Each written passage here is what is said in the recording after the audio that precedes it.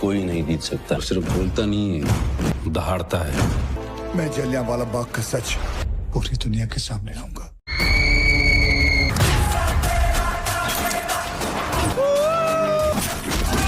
Normal atom नहीं है, atom bomb है। पार्वती पतये। हेलो दोस्तों, वेलकम टू प्राइम बॉक्स। तो केसरी चैप्टर 2 और जाट मूवी के बॉक्स ऑफिस कलेक्शन रिपोर्ट आ चुकी है। केसरी चैप्टर 2 का छठा दिन था और उसने 3.5 करोड़ रुपए के करीब कमाई करी।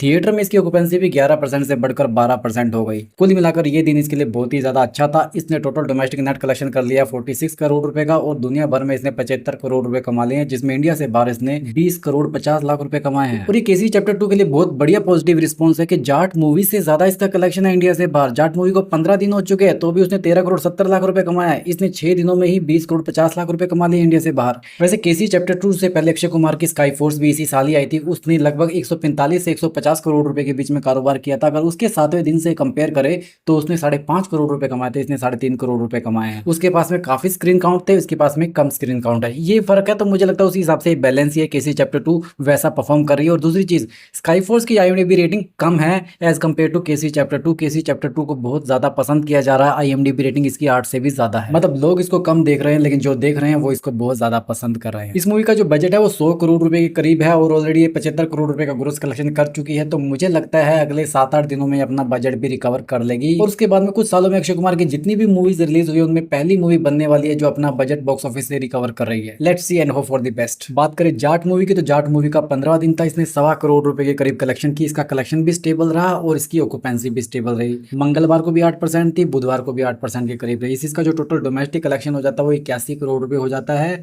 और वर्ल्ड वाइड कलेक्शन हो जाता है इसका 110 करोड़ रुपए, जिसमें इंडिया से बाहर इसने 13 करोड़ 70 लाख रुपए के करीब कमाई करी है। सनी देओल की इस मूवी को भी बहुत ही ज्यादा पसंद किया जा रहा है। पूरी एक्शन पैक मूवी है, मसाला मूवी है। खासतौर पर भारत में हर जगह पर इस मूवी का बहुत ही ज्यादा बवंडर चल रहा है और बहुत जगह पर ये केसरी चैप्टर 2 से भी बढ़िया चल रही है। जैसे कि आप जानते हो केसरी चैप्टर 2 का कल 7वां दिन था, उसने 3.5 करोड़ रुपए कमाए थे। अगर जाट के 7वें दिन से केसरी चैप्टर 2 को कंपेयर किया जाए तो उसने 4 करोड़ रुपए के करीब कमाई करी थी। केसरी चैप्टर 2 से 50 लाख रुपए ज्यादा। तो मतलब कुल मिलाकर बॉक्स ऑफिस के कलेक्शन के हिसाब से भी जाट मूवी केसरी चैप्टर 2 से ज्यादा बढ़िया चल रही है। इस मूवी का बजट भी 80 करोड़ से 100 करोड़ रुपए के बीच में बताया जा रहा है, जिसे ये ऑलरेडी अचीव कर चुकी है। और सनी देओल के करियर की ये सबसे बड़ी मूवी गदर 2 के बाद में आती है और इसको 2 करोड़ रुपए और चाहिए गदर 1 का वर्ल्ड वाइड कलेक्शन का रिकॉर्ड तोड़ने के बाद में। उसके बाद दुनिया भर में सनी देओल की सबसे ज्यादा पैसा कमाने वाली मूवीज की लिस्ट में भी ये दूसरे नंबर पर आ जाएगी। भारत में तो नंबर 2 हो चुकी है गदर 2 के बाद, क्योंकि गदर 1 ने 76 करोड़ रुपए का लाइफ टाइम कलेक्शन किया था भारत में। इसने ऑलरेडी 81 करोड़ रुपए का कर लिया। तो कुल मिलाकर 67 ईयर्स की एज में भी सनी देओल का बॉक्स ऑफिस पर जलवा जारी है। आपने जाट मूवी देखी है, केसरी चैप्टर 2 देखी है, दोनों में से कौन सी देखी मुझे कमेंट बॉक्स में जरूर बताइए। और दोनों मूवीज में से आपको कौन सी बेस्ट लगी ये भी मुझे कमेंट बॉक्स में जरूर बताइए। वैसे मैं जाट और केसरी चैप्टर 2 का एक